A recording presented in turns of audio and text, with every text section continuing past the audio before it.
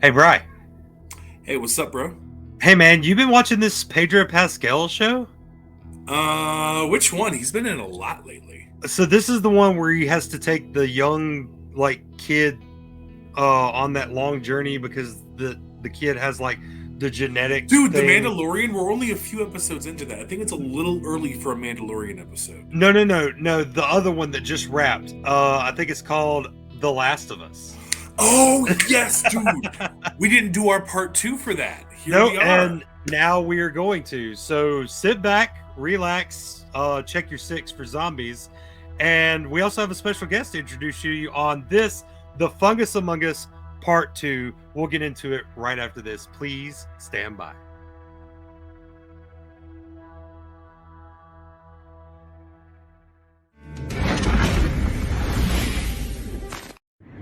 Hi, Puddins! Harley Quinn here, and you're tuned in No, to the Holly, Bear- that's my line. You're tuned in to the Bear and Beard podcast. Enjoy the show. It's like they're lining up. Well, they're excited.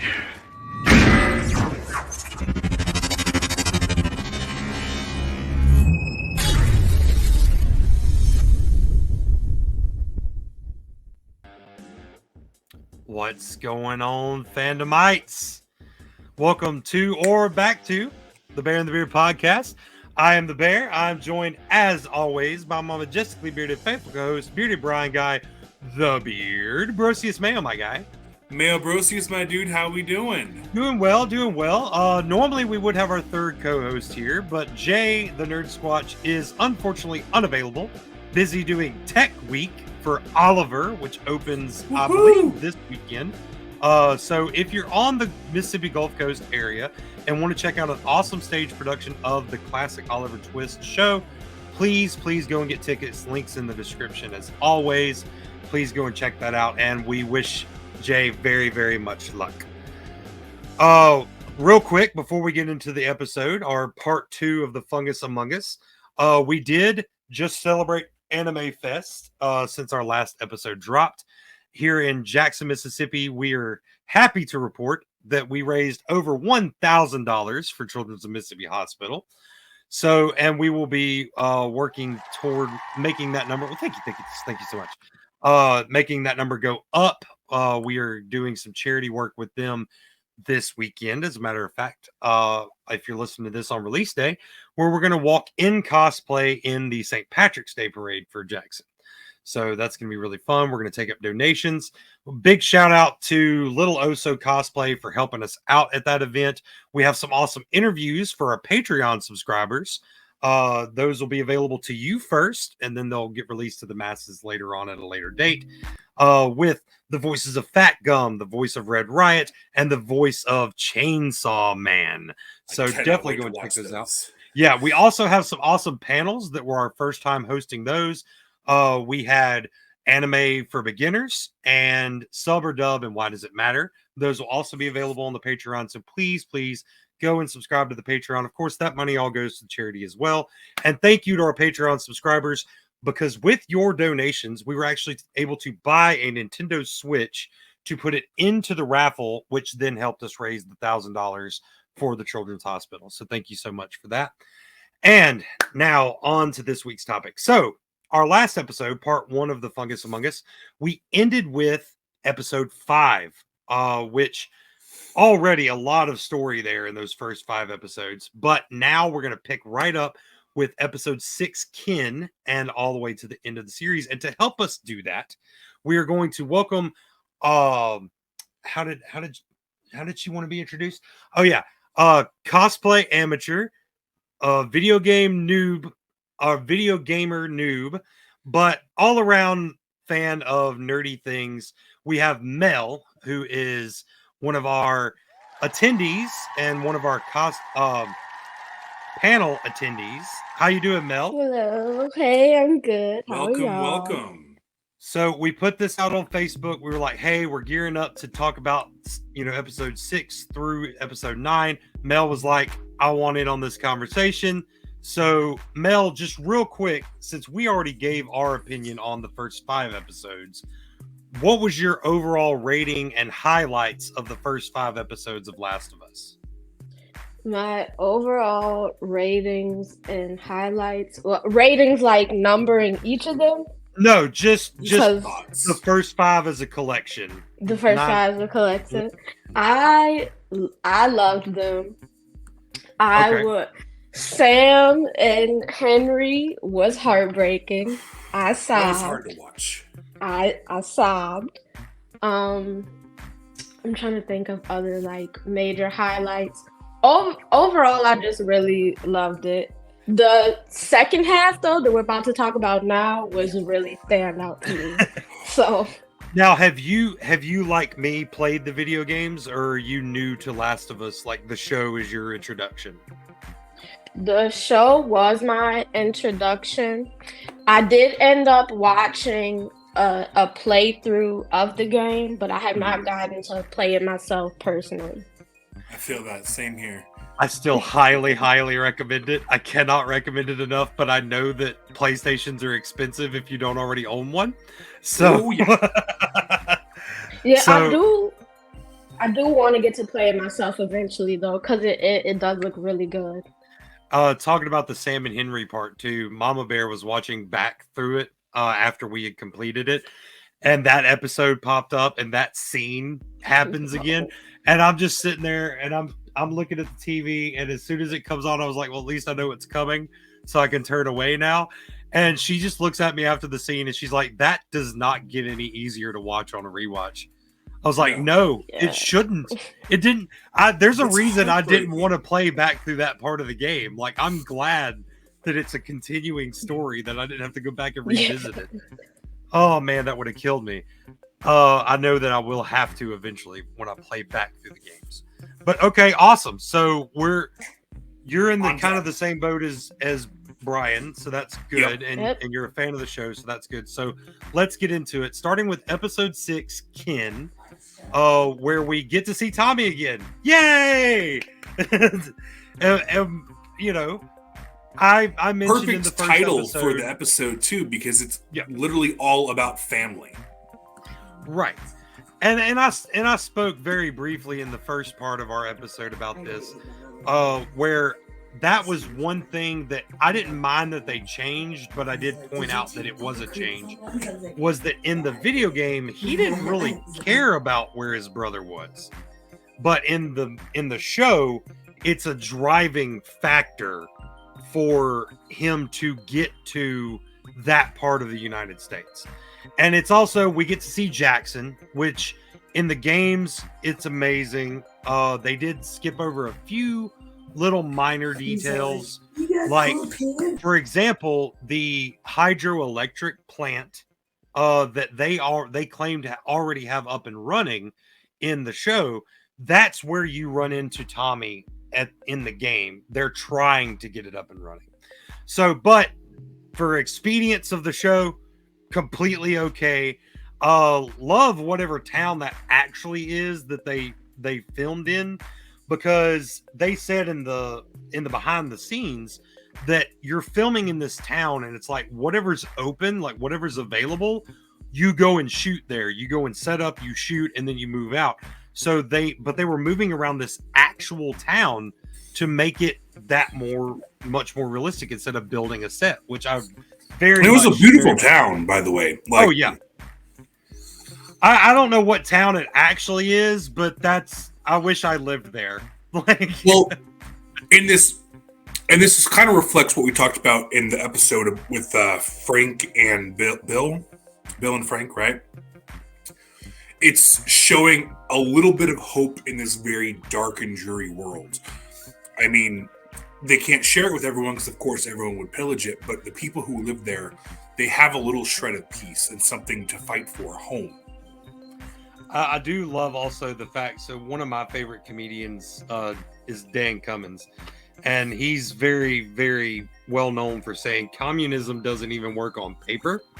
It's a joke, obviously. Communism could work, but the problem is the human factor. I love the fact that this show shows us that communism can work when you take out all the ego, because the world's literally on the brink of destruction and is trying to rebuild.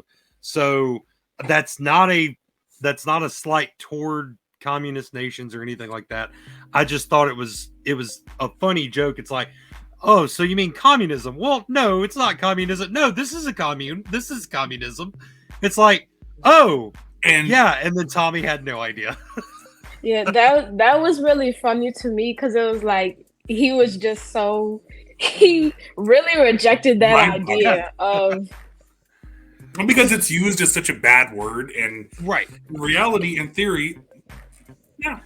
Well, and the funny part is that he's the military veteran.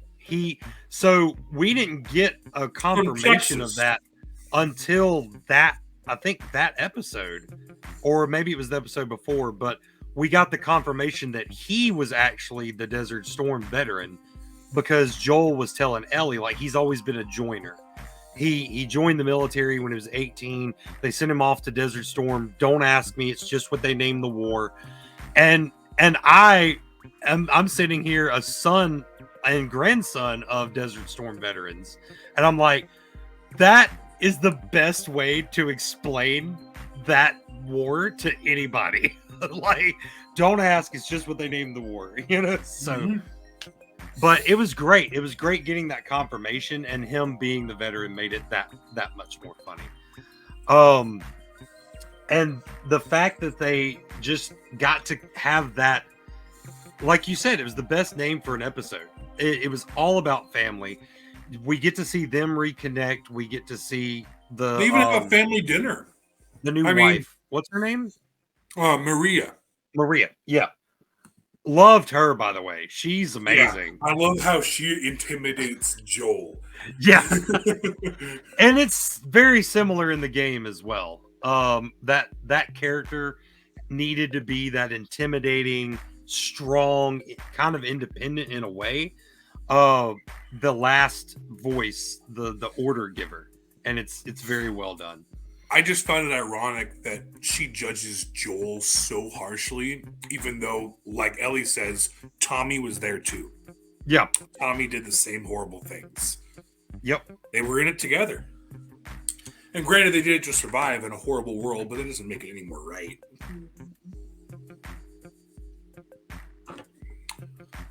Right. Well, you know, it's one of those, like, that's a story point in the game too. But in the game, Tommy's been beating himself up for everything he's done because he moved on quicker. Like, he built this community. He's moving on. He's trying to pay for his past transgressions. Whereas Joel's just kind of stuck being Joel, like most of the game. So, and, you know, it is what it is. But yeah, it was a very well done episode. The family dinner was nice. The movie night, that was fun. I don't know what movie they were doing, but giving her a little bit of a resemblance of a regular childhood, like going to a movie with a bunch of people her age. Now, granted, she was miserable the whole time and had to go and listen because Tommy and Joel were having their little heart-to-heart. Right. And of course, people who played the game saw this coming, but that's the moment where Joel's like, I cannot protect Ellie as good as I want to. Tommy, you got to take her the rest of the way, which for Ellie is not cool. This is someone she's decided to actually trust in a world where she's never been able to trust anyone. And that's just a tough call. I completely agree. This was the only episode that I was just a little upset that, well, the only episode out of these that I was upset that they changed something so dramatically. I eventually, you know, once I finished the episode, I got over it very quickly because it's still a very well done episode. But there is a part in this part of the game where Ellie, after she's told that Joel is not going to take her the rest of the way, she runs away on horseback. She steals a horse. She runs away, which the nod to Joel being in the stable when they get there the next morning and say, no, well, I was actually going to steal a horse and run away. It's a nod to that part of the game because she does run away. Joel and Tommy have to go and find her. And then that conversation, the I'm not her, you know, conversation and actually that happens somewhere shot else. for shot was Yeah. really the same. It 100% shot for shot, and that's what I was worried about, was that when I noticed, oh no, she didn't run away, and then they still had that shot for shot scene, I was like, okay, never mind, I'm good. I don't need all the obstacle, because it was just an obstacle. It's killing gameplay time. Yeah. Because you come across some raiders and all this other stuff. It's a video game. But Well, it was they still come across very well some. done. They do come across some raiders, and at the end of the episode, I don't know how anyone else felt, but I was heartbroken because I thought they were killing Joel right there. So Yeah. even being a player of the games, my heart stopped very briefly, because I was just like, oh wait, they could just change this, like, because it could be a different And way it's to tell the HBO. story. Yeah. No one's Yeah. ever safe in an HBO show. Have you Right. watched Game of Thrones? Yeah, at that point too, I hadn't went and watched the gameplay yet, so I didn't know either. I was like, and I just had to. I didn't want to watch it yet, so I still just had to wait till the next Right. episode. And I'm like, what the heck? Are y'all really? Before the end of that episode where Joel does go down, did the monkeys scare anybody else? Yes. Yeah. Scared So the shit out in of the me. game, it's just as scary as that, because they hear something and then they open the door and it's just howler monkeys. It's hilarious, but still very, very, because it's a zombie show. It could be anything on the other side of that door, Now, Oh, it was so good. my favorite episode was the flashback episode, which of Ah, course yes. opens with Ellie deciding, and Joel's basically telling her, go, save Yeah. yourself, you got to get where you're going. He's already given up on himself, and she's going for the door to leave him, and has a flashback to a trip to the mall. And Such this a fun was the episode that I was the most worried about for the toxic fan base, because and I told Mama Bear before the episode even came out. I said, I know what the next episode is. It's based off of DLC that not everybody played, and it is going to 100% for those people that never played the DLC. Even the people that played the game might have a problem if they don't know what this is based on. If they never played it, if they don't know that it exists, they might say something about, and I was completely 100% right. But the only people that had anything other than the very, very toxic, which we don't give them a platform, but the ones that are just out there to hate for hate's sake. But I said the only two types of people that are going to have a problem with this episode when it comes out are the people that have a problem and hate to hate, and the people that didn't play the DLC, and might not even know it exists. Because if they played the game when it first came out, the DLC was released years later. They went back kind of in between the games and released this DLC. Now, I was fortunate enough to play it on the definitive edition, where it was already included. So it kind of gave me a thing where it's like, hey, you should play this right now and swap over and play this in between the game. I was like, oh, yeah, I should do that. And then I did. Again, one of the main changes, and me and you talked about this off recording, Brian, was what sparked the flashback in the game is that she's actually hiding Joel in a mall. It's not the same mall, but it's in a mall. Mirror to that. Yeah. Because, okay. So it's a mirror to that, because she starts having flashbacks as she's walking around the mall by herself, trying to find supplies to save Joel. And that's what sparks the flashback in the video game. Still very well done for this. It was great. The way they explained it, if y'all haven't watched the behind the scenes, like the making of episode, like I've watched all of them. They are so helpful in understanding where the creators were going, because it's like she's been giving up on people before and she doesn't want to give up now. And it's like, that's amazing. They described this as people who loved video games created a video game, and this show is based on that video game, and it's an episode that ends in a point where they're playing all these arcade games. They're having the full experience of the mall that most of us as kids had, going and getting on the merry-go-rounds. And I loved how this episode first presents itself as just two friends having a fun moment together, but you very quickly realize this is not just two friends hanging out. This is a first date. Mm-hmm. This is them both starting to feel out how each other's might feel. Exactly. And I thought that was beautiful. Very well done.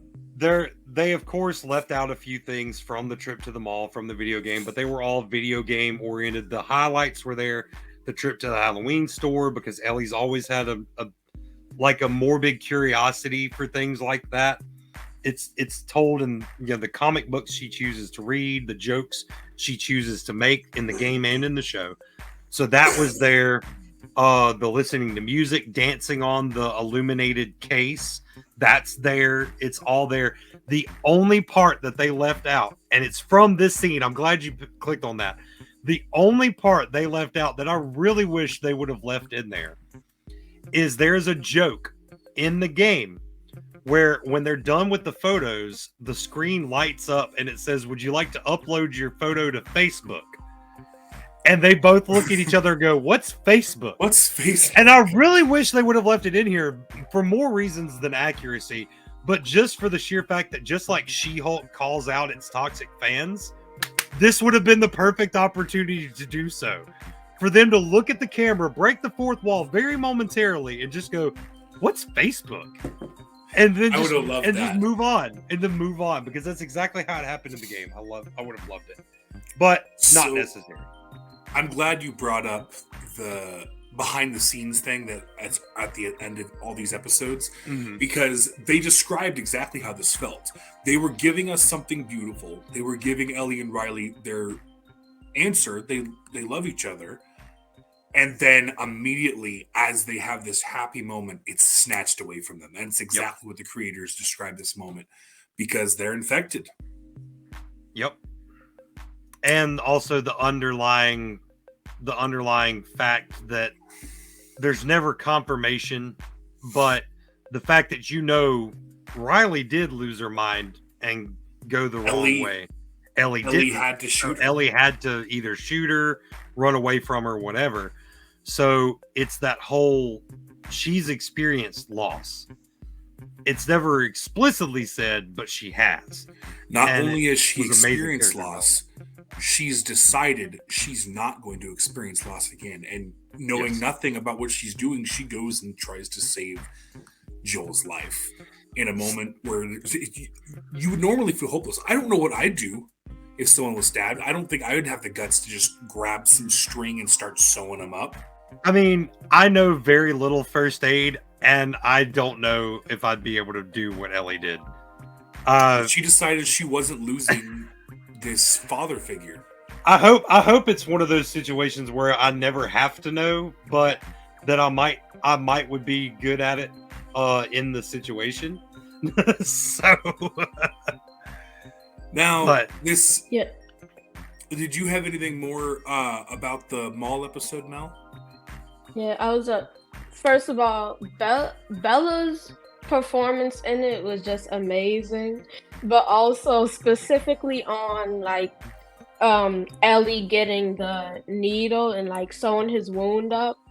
That whole scene, I was just like, she's that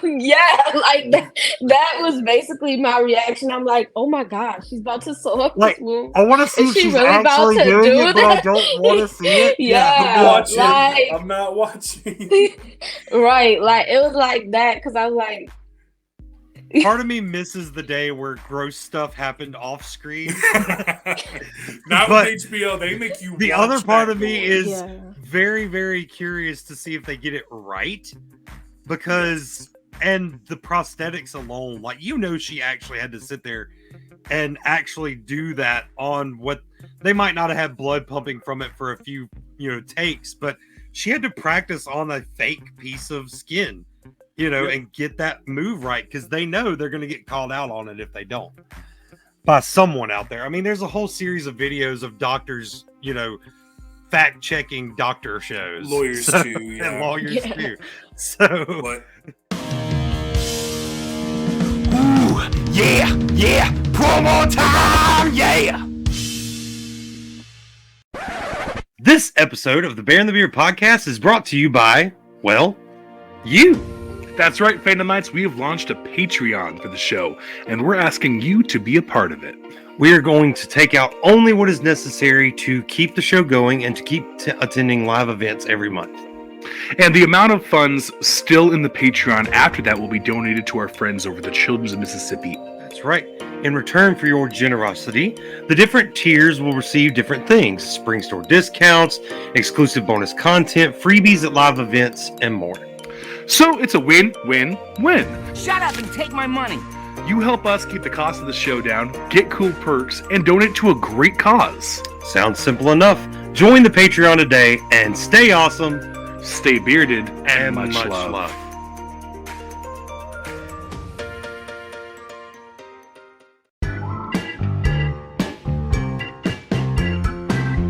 Transition.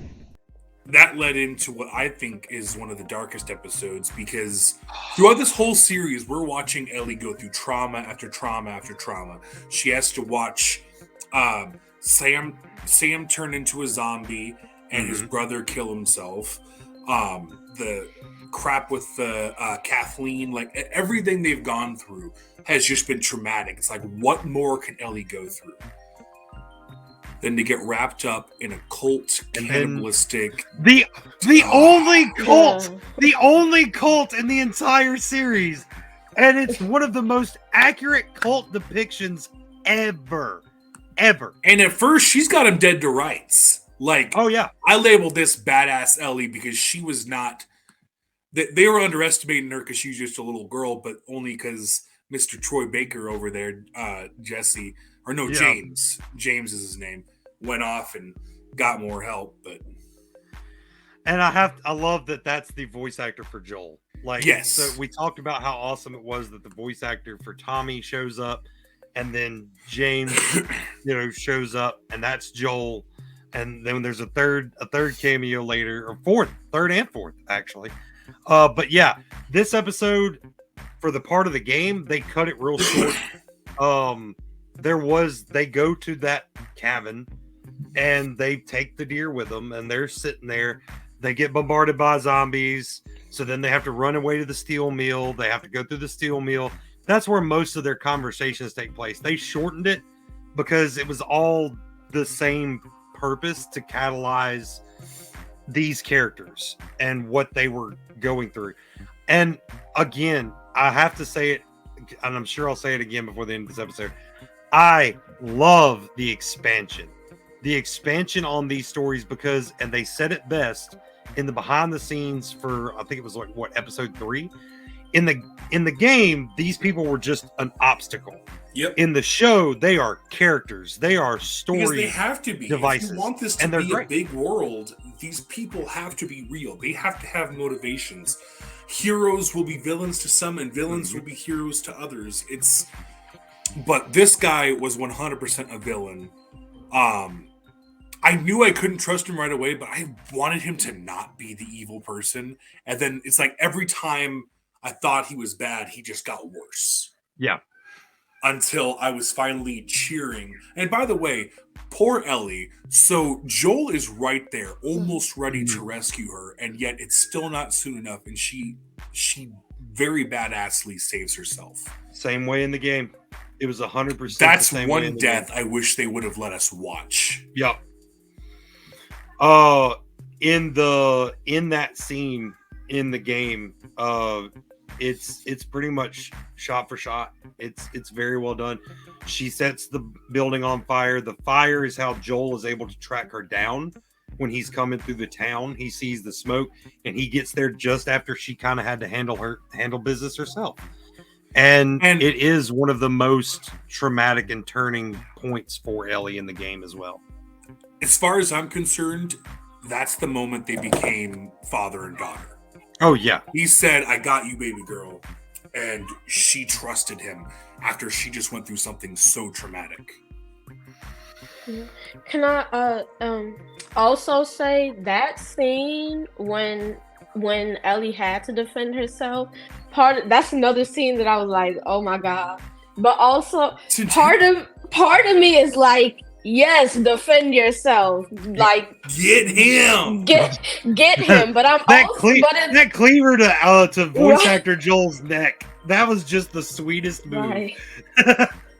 but also part of me was also heartbroken, like having to watch it happen, because I'm like, oh my goodness, like she really had to go through that and defend herself. I think my favorite line from that episode was Ellie. That's the name of the little girl that just broke your fucking fingers. She shows her resilience. I love and that even scene. She used her infection as a way to catch them off guard and start her escape. Like, she used it all to her advantage in the best way. And so, speaking of that, I want to touch on the cultiest aspect of this cult, the cannibalism. So, I don't think they ever actually explored that in the game. I think that was completely for the show's benefit, and I loved it 100%. But I don't know if I've just been playing video games or watching series like this too long, but I called it. I called it very quickly.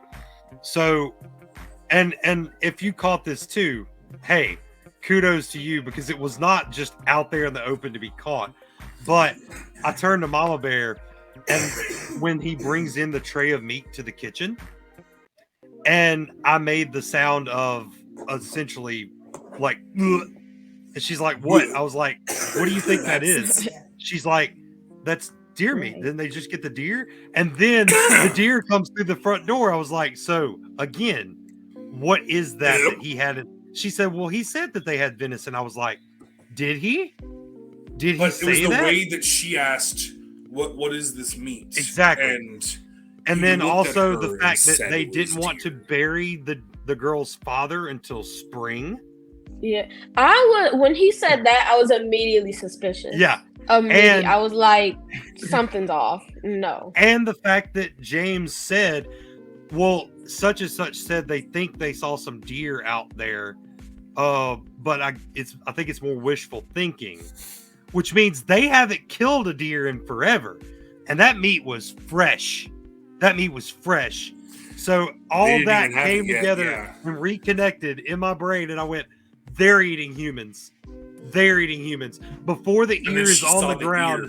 And oh my, and that just brought it all together. I'm like, oh, I was right. And I love it so much. So yeah, and if you caught that Easter egg, it was great. The weird control he had over the people, like, oh yeah. It's just, I haven't seen a cult that well done since I played Dying Light. Dying Light has a DLC where you come across a cult. And it's very well done in video game. One of the best, but this is definitely one of the best on-screen representations of what just the general term cult means. It's, some of them can be good. Most of them not so good. So, I'm not drinking the Powerade or whatever for their for Kool-Aid David. is human. No, I'm not drinking that Kool-Aid. Yeah, I don't think I drank anything from them. Nope. His death was well earned. Oh yeah. And not that I think they meant to do this, but let's recap, because we talked about them a little bit earlier. So, and we talked about this off recording, but all the people that are like, I can't believe they chose this girl to play Ellie. It's like, okay. And some people have called people out on Facebook, especially, and on other social media. It's like, why are you worried about what the 12-year-old girl looks like? Like, why are you worried about, like, I get that when you played the game, you were her age, and that's okay. But there are some people that are taking it to a new extreme of being obsessed with what a lot of looks Bella like. Ramsey is 19, but yes, this character is a young teenager and people are criticizing that the actress playing her isn't hot enough. First of all, that's toxic because Bella Ramsey's seeing that stuff and she's fighting it perfectly. Bella Ramsey is amazing, but that is just, it's sick. That's supposed to be a kid. It's as sick.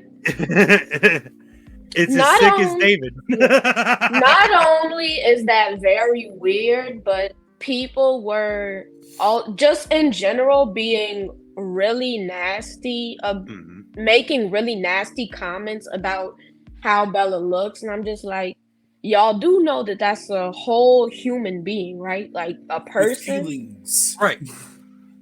And you're judging her based off of her looks, which that should not matter. If she can bring Ellie to life, I don't care what she looks like. I don't care. The only reason that they're complaining is because all these people had two actresses in mind that they had fan casted. And for some reason, people think that their fan casting is like the word of God. And that if these studios don't go with these popular fan castings, that somehow they're failing the fans. They don't owe us anything. Nope. They're telling their story, and it's the creators of the video game are working on this. They said that's Ellie. Yep. The guy who the president or owner or whatever of Naughty Dog says that's Ellie. Yep. If you don't like it, we're too damn bad. And we here at the Bear and the Beard podcast are proof positive that you can have a fan cast and it could be a great idea, but it doesn't mean anything. So, because we've done several fan casting episodes where I've even picked who I think is the best, and then someone else says who they have for that character, I'm like, all right, I'm changing my answer. That's a good one. I'm changing my answer. Yeah, that's exactly. so much better. So, and again, as long as you play the character the right way, as long as the character is written the correct way, then it does not matter. It does not matter. Absolutely. Let's watch the show and enjoy it. It's for entertainment purposes.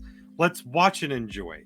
So, and Joel does not look like Joel, and I'm sorry, but no one else but Pedro Pascal can play Joel. He nails the character. He doesn't have to look exactly like the guy.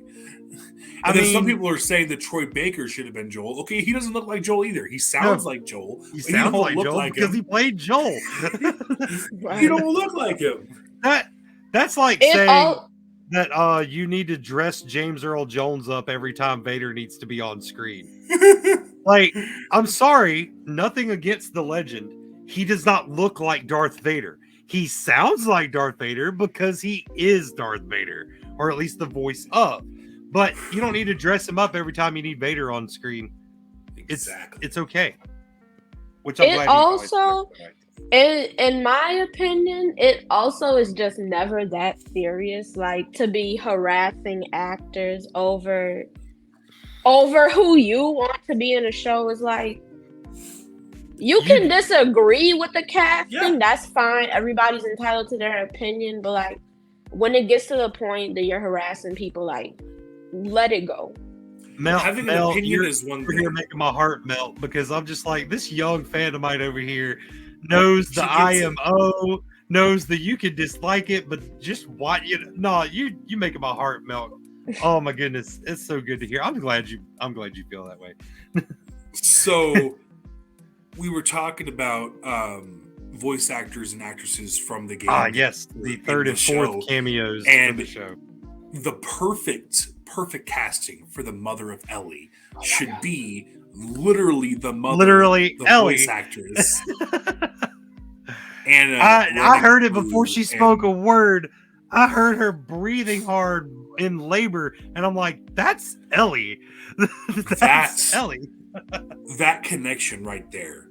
That's amazing. That is some amazing acting right there. I felt something when she looked at Ellie and she's telling her, that's right, you scream, you tell the world, because it's a horrible world, and Ellie's about to fight through it. And we get a little bit more backstory than we got in the game. Now, if they mentioned it in the game, I might have missed it. But the fact that she was bitten, but she claims she cut the cord before. But we saw otherwise. So we get that kind of, this is but never confirmed that is what made Ellie immune. Never confirmed. Because the cordyceps is in her, but it's not in her. So, and I love that. I love leaving it open. It could still be like there might be a third game eventually where we get an actual explanation, and I'm going to stick to this one. So it's just, you know. So I love how they don't just bounce back at the beginning of this episode. Ellie just went through some shit, and although she's happy to be with Joel, she is shook and she's very quiet. Very shook. But we get, I think that part of the episode kind of moves slow because there wasn't a lot. It was Joel trying to talk with her, but she is really in her head because she's been through a lot. But then there's this light in the darkness, this moment where they come across the giraffe. And yes. She has joy again for a moment. And all the haters online get egg on their face when they're like, the CGI giraffe was crap. That was a real giraffe. It was a real giraffe. It wasn't CGI. Scene. So that's why it looked weird. You know, we don't normally get that. We don't normally get real animals put into a CGI world. So that was very well done. I love that scene. That scene's amazing. Bear, I have a question. Oh, go ahead, Mel. I love that scene so much. It was such a wonderful and just peaceful moment to me. Like you were saying earlier, how they give you like, you know, moments of peace in this, you know, apocalyptic and then world. all hell breaks loose. Yeah, but I love that moment. Also, I don't know if y'all have gotten to look at any like behind the scenes pictures that a bunch of the actors have posted, but I forget his real name, but the actor who played Sam, because the giraffe was already there when he was there. I mean, but he got to feed it too. The pictures are adorable. Oh, I love that. That's awesome. I love that. I think we talked about in our first part of our episode where I also still give them kudos for hiring a deaf actor to play a deaf character. Like, that means a lot. We talked about it in the Eternals as well, where we talked about, you know, them hiring and casting a deaf actor to play a deaf character. And I love it. Should. Yeah, as they should. I love every minute of it. And that I need to find that photo now because I'm sure that will bring way more tears.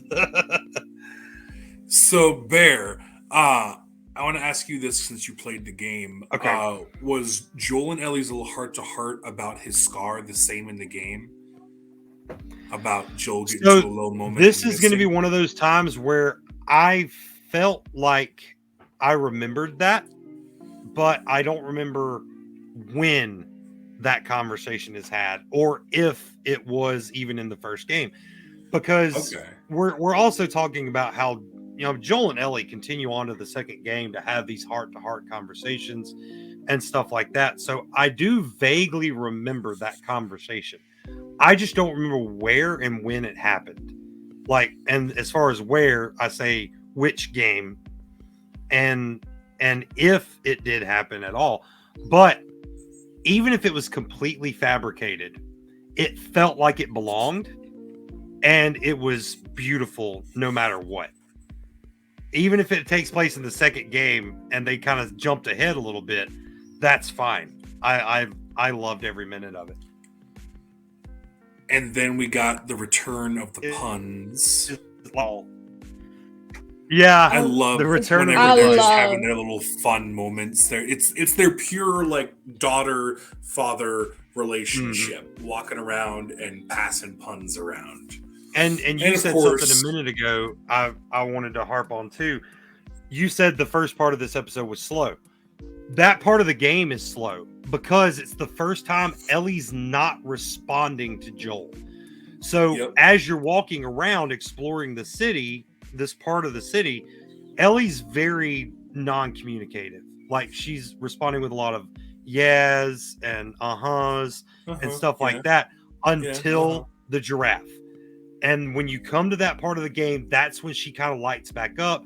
It kind of goes back to normal a little bit, and it stayed true to the game as far as that aspect.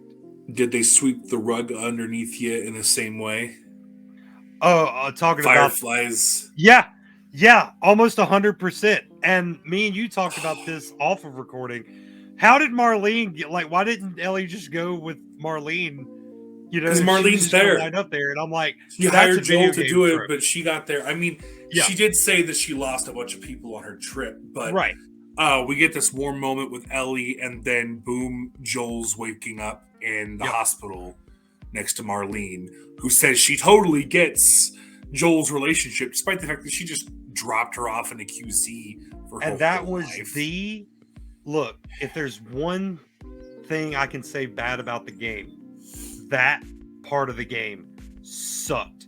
And not from a storytelling aspect, not from a gameplay aspect. It was all me, okay? Because I tried not to play stealthy. You kind of have to. Because in that part of the game, you have to clear like 3 levels of fireflies. Now, they breeze through it for the show's purposes. Joel's just going around killing everybody. But in the game, you don't have that luxury. You kind of have to watch your ammo and throw some bricks and throw some bottles to distract. And you got to wait and notice their patterns and stuff like that. I was real bad at it, and I had to play through it several times. A lot of people did. There was TikTok posts where people were like, most unrealistic episode of The Last of Us ever, because Joel just breezed through those fireflies like they were nothing, and it took me 300 tries and something about Mountain Dew or whatever. It's like I secretly that's I funny. secretly made all of those TikToks to express my anger. It's like Joel just gets to breeze through, and it took me. This is the most frustrating episode, but they did not stray from the game at all when they got to this scene. Walking down the hall, both doors, they had the scene set up correctly. He goes through one door, he hears them talking, he goes in the other door, and that's where they are. And now, okay, here's my thing. Joel did the right thing. He shot him and saved Ellie because they did not know for a fact that taking out her brain was actually going to lead to a cure. Exploratory at best. Killing your only chance at a cure is the most irresponsible thing you can do. They should start taking her blood first. Yep. Some sort of sample or something to see if what they want to do can even work. If they even have the technology to do it. I mean, so we saw this TikToker. You sent it to me, I believe, in preparation for this episode. This guy says, all right, look, I'm a med student, and I need you to know that I think every doctor, unless they are specifically a doctor in this show and in this video game, are all med students. The Fireflies, because for sure. There is there in 2023, right now, this year, in the world we live in, there is no way to build an immunity to a fungal infection. Yep. There's not. And that's with today's technology. They've been working on it for decades in the most advanced areas that we can be in. There's no such thing. So you want to tell me that the world goes to crap and all of that some of that technology doesn't even work anymore, and you're going to say that you can come up with a solution? I don't believe so. I think it was a doctor with a dream, and though it was in the right place, I don't think he would have been able to do it. Exactly. So Joel had to save her and went through hell and back to get her. Yep. And the other part of it, the fourth cameo, real quick for that photo. Oh, you pointed it out to me that the middle actress doctor, there, or nurse, is the voice actress for Abby, which she doesn't show up for the second game, so that's cool. But they teased her. Neil teased her. Yep. And then also, so that's 2 teases for characters from the second game, because we had the tease in the Ken episode where I can never remember. Oh yeah, Dana, right? Yeah, Dana. She shows up. She's the girl hiding behind the pillar, looking at Ellie, and Ellie's like, "You got a problem?" It wasn't confirmed by like Naughty Dog or HBO, but she looks a lot like the character, and that would make sense for that to be the character. So it's a possible like Easter egg kind of thing that has not been confirmed. Now, what would be really cool is if in season 2 they bring that actress back to play her, and then it would be confirmed. or if there's some sort of flashback to like, you remember the first time I ever laid eyes on you, or something like that, and it's that scene replayed, but from her point of view, I would love that. That'd be great. I'm not gonna be mad if they don't do it, but that would be really fun. That would be cool. The scariest thing about this show is how possibly realistic it is. Yep. The cordyceps virus is real.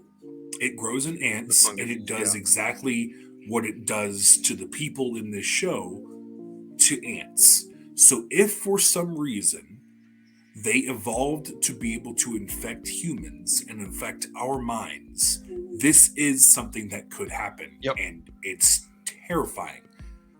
Because what, like that one doctor or whatever in the flashback, when she found out, and she was like, "What do we do? Bombs." Yeah, bombs. Yeah, and we've had that conversation. The whole what would actually happen if a zombie apocalypse broke out. Let's say Washington D.C. All the governments of the world, I feel, would watch it very closely, and as soon as it looked like it was coming somewhere else, it would be ended. If it couldn't be quarantined, it would be ended with bombs, for sure. Tactical nukes, whatever you want to call them. But so I think that Joel was right to stop them from operating on Ellie. I don't think it was right for him to kill Marlene. I think his reasoning makes sense because he's obsessed with just protecting Ellie, but he didn't have to kill Marlene. He didn't have to, but I'm gonna rationalize this by saying, from a father's perspective, he did the right thing. Because if your whole goal is to protect your child, that's your main goal in life, and that's what he pretty much says, that by doing what he did, Ellie is the most important thing to him in this world. The fact that even the chance that they would come after her is a real fear. Now, did he go a little bit above? Yes. But I could still see where it made sense, video game, real life, whatever standpoint. Because she is the leader. She's the leader. Like, she's the only one that really knows about Ellie, if you think about it. Like, to everybody else, she's just no-name girl that got brought in by Joel to be tested. But the doctor's dead. There's nothing else he can do. So I agree. The argument could be made, but I'm going to stand with Joel on that one. I definitely... We know that Joel is not a perfect hero. He is a very flawed hero, and that's never doubted throughout this whole thing. It ends with the episode. The people who created the show, they even said Ellie does not believe Joel's lie. No, she's convincing herself to try to believe it, but their dynamic was changed forever right here when she asked him. I can't wait till season 2. I can't wait till season 2, because spoilers, if you haven't played the games, that actually causes a lot of tension between the two of them in the second game. Because Joel, he's sticking to his lie, but he also knows deep down that Ellie did not buy it. As a matter of fact, acting like she did. She doesn't say otherwise, but as a matter of fact, his decision in this moment is pretty much the cause of if the second game is an effect, that's the cause right there. For those of y'all that haven't played it, I'm not going to spoil it any further than that. Killing him. His decision to do what he did is the reason there's a second game. And and the second game is the reason we're going to have a second season. So, which kudos. Said the second season could be split into 2 parts. I would love that. The part 2 of the game will be split into 2 different seasons. Yes. So it'd be season 1 or season 2 and season 3. As they should, because the game takes place with 2 main characters. You're Ellie for part of the game, and you're Abby for the other part of the game. And it's we're likely only going to get 9 episodes next season again. Yeah. I don't remember what like news, not station, but you know what I mean, like news website it was on, but he did an interview, like, I don't remember how many days ago, but they confirmed that it is going to be more than one. He didn't say how many, but he said it's definitely going to be more than one. Good. And he said that the only reason that Ellie would ever be recasted is if Bella Ramsey does not want to do the role, which she does. So if all the people calling for the fact that she should be recast in season 2, you're going to be sorely mistaken. Yep. Because it's important to keep the same characters as much as possible. And I don't think I could watch it without thinking, wow, what happened? Why did this person step away? Why did this person get recast? It would take me out of that suspension of disbelief. Absolutely. If they don't keep the same. And I still struggle with Iron Man 1 and Iron Man 2. Yeah. Still. The switch. Like, I love the new Rhodey. I love him more, but it's still Don hard. Cheadle's good. Yeah, I was also really glad that he stuck to his guns on that. Not even just for the sake of Bella Ramsey's performance being amazing, but also just for the sake of not giving in to that crowd of people. Because it's like that, the fans who were complaining about that, I feel like they just wanted to find anything. Like, anything they're gonna be upset about. Right. I will say this on the positive side. I actually saw more positivity around the show than negativity. The negative people were very loud, but they were minimal. This was a very well-received show, and it's not surprising. HBO usually hits it out of the park with these type of shows. And it's the best video game to screen adaptation we've ever gotten on anything. The Mortal Kombat movies, the Doom movie. I mean, Sonic the Hedgehog kind of counts because it's based off of a video game character, but he comes to the real world. That takes it out of it's not based on a video game. It's based on a video game character in a video game world. So the second one was very, very good. But I want to see him go to the Green Hill Zone, like if we're going to continue that pattern. The only thing I could say competes with it is Forward Unto Dawn, which was a YouTube series based around Halo, but that was because they had the voice actor that played Master Chief play Master Chief for that show, because it was part of 343's push for the fourth game. But it was pretty well done. But again, it was a YouTube series put out by the video game company, so of course it was going to be true to the thing. I can't wait for the second season. My second season is going to be amazing. The fact that I watched the first episode of this show and immediately I was obsessed with this universe. I was sad I don't have a PlayStation to play the video game, but I will eventually get on that. I have nothing but praise for this show. I loved it through and through. I am sad that on Sundays I don't have an episode to watch. Oh, it's all right. You can go watch Mandalorian on Wednesdays. It's fine. Yep. And is today Wednesday? Oh, I forgot. I have a Mandalorian episode to watch. If you're listening to this on Friday, we recorded this on Wednesday. So, hi, Friday people. Hello, people of the future. Future. Do we have any talking nerdy this week at all? I think we do. Let me look real quick. While I'm doing that, I do want to point out the fact that Warner Brothers got to put their Mortal Kombat, talking about all the games and stuff. I love that Mortal Kombat was a poster on her wall, and then she got to play that in the arcade. So that was very well done. And some people didn't catch that because they didn't watch or they didn't look close enough, and they didn't watch the after credits stuff, because there were people asking, well, why did she know these characters from Mortal Kombat? Because she had the poster, because she theorized what this game might be, and now she actually gets to try it. It was awesome. Exactly. Yeah, we got a little bit of talking nerdy stuff. It's just a couple of comments and things like that. So I guess we'll get into that, and we'll get you your talking nerdy topic for the week. Let's go.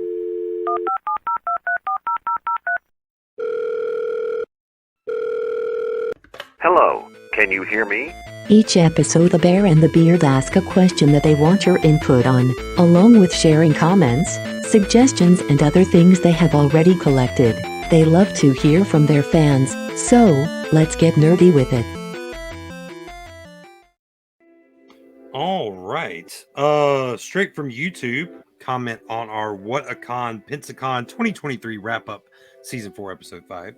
Was our very own Tyler over at the Bard Tavern. What's up, Tyler? Said, so sad I missed the con. I'm your biggest fan. We're your biggest fan too, bud. Thank you so much. For those of y'all that haven't checked out Bard Tavern Talk yet, you definitely should go and give that a watch. From our Facebooks, we just have some comments on some of our posts. Foxhole Treasures, one of our donators to of raffle prizes, to our post where we said huge thanks. You know, we worth about $500. We raised $1,000. Foxhole Treasures said it's an honor to be able to contribute. Thank you, Foxhole, for your contribution. We look forward to working with you again. To our photo, which I will put up here. This is us on the bridge of the USS Enterprise. The Charles said, "Make it so, number one," in my best English accent, LMAO. So thank you so much, guys. Also, thank you all to the birthday wishes. I had a birthday on the 13th, back a couple of weeks ago now. Thank you so much for all those that came to the page and individuals that messaged me directly. And so now let's get to our nerdy topic for this week. Our nerdy topic for this week is, I know it's hard to pick one, but out of these 4 episodes, which was your favorite? Out of these 4 episodes that we talked about in this episode of our podcast, what was your favorite episode of The Last of Us? Just out of these 4, or one out of the other 5 really harks true, let us know that too. We'll start with our guest, Mel. Out of these 4 episodes, what was your favorite? Of these 4, that's hard. I know, it's me. so tough. So tough. It's between 7 and 9 for me. Okay. I'll say my number 1, my top favorite is 7, just because even though at the end it still is very tragic and sad, right. It overall, like for the rest of it, was a much happier tone. Like, and you're getting to see them, you know. Stormy did such a good job too. Huge kudos. Yes, Storm Reed was. I loved her in it. She's so amazing. Brian, out of these 4 episodes, which is your favorite? I'm gonna have to go for the one where Ellie was dealing with the nasty cult. Mainly because we're just gonna call that the cult episode. The cult episode. Not even so much because of everything that happened when she got to the cult, but just because she has Joel, who's supposed to be protecting her. Right. And he cannot protect her right now. He is in a terrible state of affairs, and she, at her young age, is having to protect him. And she's doing very well at it. She is getting good at what she's being led to do, as you said, be a leader. And so that episode really stood out to me amongst these episodes. We really need to sit down and do like have a conversation where we rank the villains from this show. Oh, absolutely. Because Kathleen's up there though. Until episode 7, Kathleen was top villain. But I don't know, man. David came in there and sucker punched her, I guess. David's creep. David's a creep for sure. My favorite episode was probably Ken. It was probably Ken. What was your favorite part of that episode? Well, the fact that it was filmed in a live city, like an actual city, and the city was so like ready to help, and like they emptied out stores and stuff like that and let them work and let them do their job. And again, it's another one of those episodes where it's like, here's this. It actually starts pretty rough. It starts with, we think Ellie's going to die, and because we think the dog's going to sniff her out. Then that crisis is averted. We move into the rest of the episode. It's all sunshine and rainbows. It's Tom, Joel's got his brother back and all this other stuff. And then the end of the episode is no bueno. So it's no good. So it was probably the most roller coastery episode for me. And I love that in an episode for a show, especially a show as good as this one. So Ken definitely top. Probably not my top of the series, but definitely top. So let us know what your favorite episode out of these last 4, 6, 7, 8, 9 were, and we'll put that in our next episode. Want to remind you also to go and check out the Patreon. A lot of extra bonus content getting uploaded there. You'll see Mel again there because one of our content that we're putting up for you Patreon subscribers first is one of the Talking Nerdy lives where Mel was interviewed. So we want to thank you, Mel, for being a part of that and for being on this episode with us. Let's get out of this Talking Nerdy segment. Be sure to send in your response to this week's Talk Nerdy topic, and any other nerdy stuff like episode topic suggestions, fan theories, or cosplay photos so we can put it in future episodes. If you think it's nerdy, we want you to share it. The Talk Nerdy links like the email and website are in the episode description as always. And don't forget you can also call or text the Nerd line. That number is in the description as well. That's all for now. Let's get back to the show. All right. We're back to the show just to finish it out here. Just like the outro there says, hey, if you want to be on an episode just like Mel, just got to reach out to us. Let us know. Absolutely. Let us know what you're a super fan of. If we have an episode coming up, we'll put you on a contact list. If we put it out there that we're fixing to do this episode and you want in, it's just that simple. You just have to have a phone that has a camera on it, and we'll have you on the episode. You don't even have to have a camera, but it helps because we do video for the YouTube viewers. Hello, YouTube viewers. Speaking of YouTube, if you've made it this far, go and fist bump that like button and the subscribe button. Keep up with all of our nerdy content over here at Bearded Bear Entertainment. And I think that's about it. I agree. I think that the show was great. Can't wait for season 2. Mel, thank you so much for being on this episode with us. We really appreciated having you. Hopefully we'll get to do it again very, very soon. And just go into your week like David here. Where's the photo?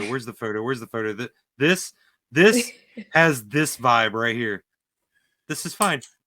This is fine. Just hopefully go into your weekend with this is fine. But we do hope you have a great weekend, a great 2 weeks until you hear from us again. In the meantime, I've been the Bear. I've been the Beard. And we want to remind you, as always, to stay awesome, stay bearded, and much love. We'll see you next episode. Until then, we are out of here. And now it's time for Sergio Hates Everything. This week's topic is The Last of Us and Pedro. Hey everybody, I know it's been a minute since I've done a Sergio Hates Everything, and that's fine, because I haven't hated that much stuff lately. But as I was watching The Last of Us, the TV show, just a couple of things just stood out to me. One, I might be one of those guys that doesn't like adaptations. You know, I always hear these book readers who are like, oh, the book was better. And I'm like, oh, that's a really pretentious way to look at it. Whatever, just enjoy the movie or enjoy the TV show. Well, I might be that person for video games, because as much as I love The Last of Us video games, I don't feel like the TV show did anything to improve upon it. The changes they made were bold, and I liked them. But at the end of the day, I still just want to sit down and play the game.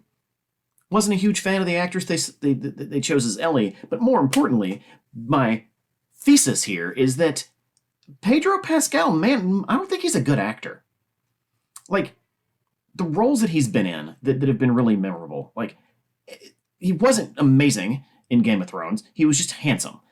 He was kooky in that Wonder Woman movie, but that movie was terrible, so that's not really a good sample size. And three, he's in The Mandalorian. He just plays a stoic man with helmet and doesn't have to really face emote at all.